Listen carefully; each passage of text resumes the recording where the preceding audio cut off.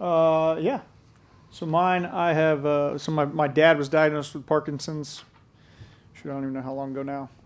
Has been doing really well with it, but that's obviously a thing that's been near and dear to my heart, is just Parkinson's research, cancer research, all the different things like that. And then last year I did Special Olympics. I have an older sister that was born with Down syndrome, so Special Olympics has been a huge part of our family since I can remember. My dad's been Winter Games chairman in Oklahoma for Special Olympics, and that's always been something I've been very involved in. But this year switched it up and went with Parkinson's.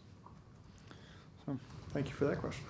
Russ, what goes into a bye-week self-scout? Like, take us through day by day what you guys look for and what came out of it for you. Yeah.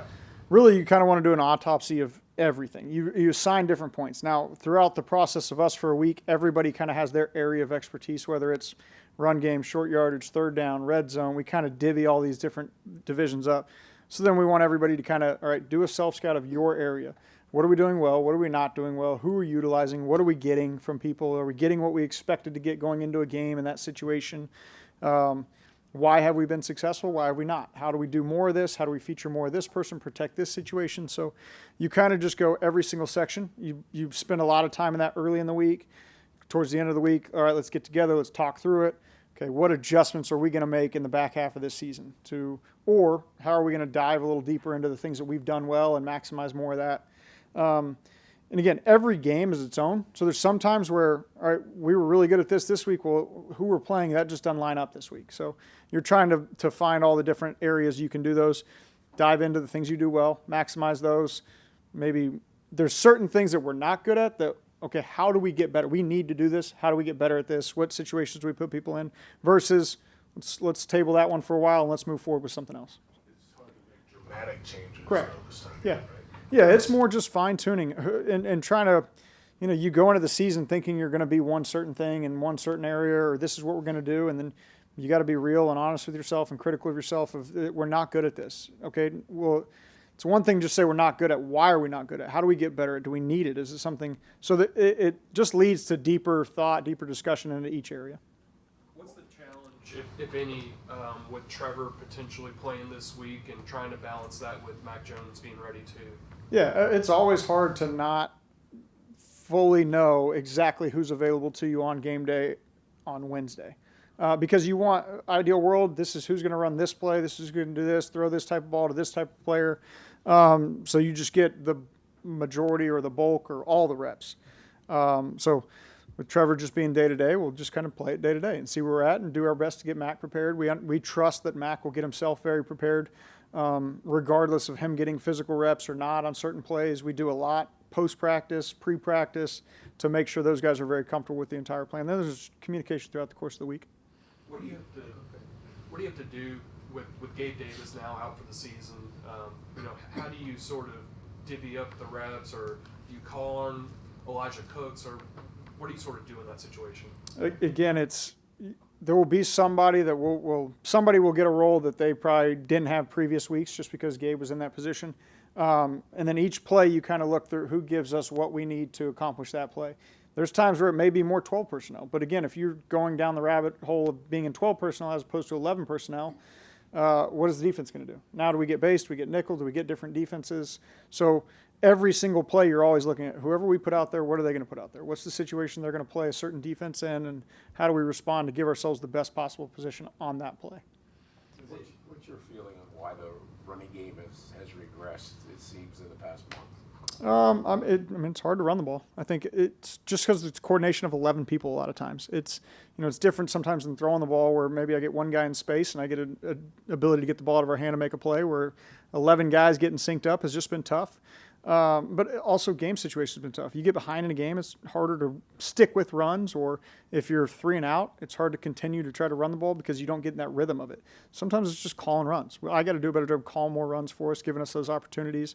But obviously first and second down efficiency gives you the opportunity to get more first downs, more plays, and then you kind of let everybody get a lather going, get into certain situations that you really tried to maximize on Wednesday when you're putting in your first and second down plan.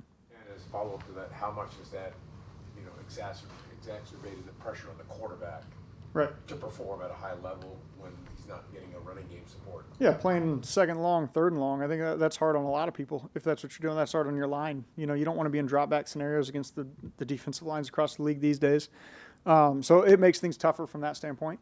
But it obviously, running the ball does a lot of good for our entire team, I think, of us being able to stay on the field. But whatever we do, run, pass, screen, movement, we want to be efficient. I mean, that's the number one goal. So whether it's running for 4 yards on first down, we'll take that. We'd love to be able to do that consistently.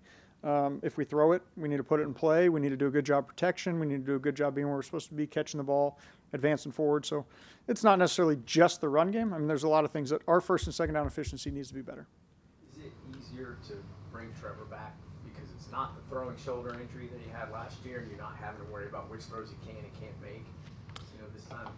Yeah, I mean, really any of this stuff, whether it's the quarterback or anybody else, we're just deferring to the medical staff. If he puts himself in a position where he can protect himself, he's not going to injure himself further, whatever the limitations are, and they tell us the guy's available to play, we'll communicate them with that player, make sure he's on board with everything we've got going forward and move forward there. So whether it's quarterback, anybody, it's really what they can tolerate and what the medical opinion is of that. And our biggest deal is, I don't know what he has, what he's got, what the diagnosis, anything. Can he play? Yes. Okay, here you go. And then we go from there. And if they give us the clearance that a guy can play or can't play, then we'll just move forward with our plan from that standpoint. They shouldn't have to alter the game plan, though, because he throws Right. without pain. You know what I mean? Like last year, it was Yeah. he can make all the throws that he. As far as I know, yes. Yeah, there may be, I don't know. We'll kind of see as we go. And again, it's just feedback, involvement from him and the medical staff as well.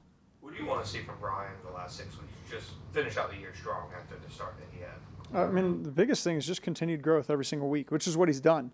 I think one of the coolest things was him playing through injury because, that was something you didn't necessarily know. We didn't know how bad his injury was, what he could tolerate, what he could do. We tried to keep him out of certain situations for probably 2 weeks there, just to protect him from himself a little bit. But he was fired up, ready to go. He gets better every single week. We've been able to move him all around the formation, do a number of different things with him, hand him the ball. He's probably been a better ball carrier than we anticipated even coming out of college. So that's been cool to see. But just his overall maturation throughout the course of when we got him back in April to, the first time we got him in the building with us to where he is now has been really, really cool to see and just watch him continue to grow every single week. What stands out about the Texans defense? How different are they now than they were back in week 4? I mean, they have different players available and different players down throughout the course of it. Obviously, getting Danico available, losing Petrie in there. Jimmy Ward, I don't believe, played against us the first time we played them as well. But you watch, just they've kind of made some adjustments in the back end with who's playing there. They've added Devin White. They're really good. They're really fast. It's not an overly complicated scheme. You pretty much have an idea who's going to be where. Now, obviously, they have their mixers in there. They've played us coverage-wise a little differently than they play some other people at times. So that's kind of the cat and mouse throughout the course of the game of, all right, we came in thinking this, we're getting a little more of this, we adjust, how quickly do they adjust out? So they're really well coached. They play really, really hard.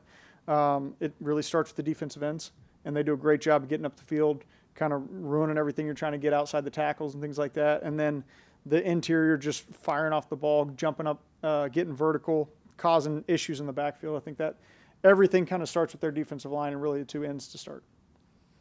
All right, thanks, bro. Awesome. Thanks, guys.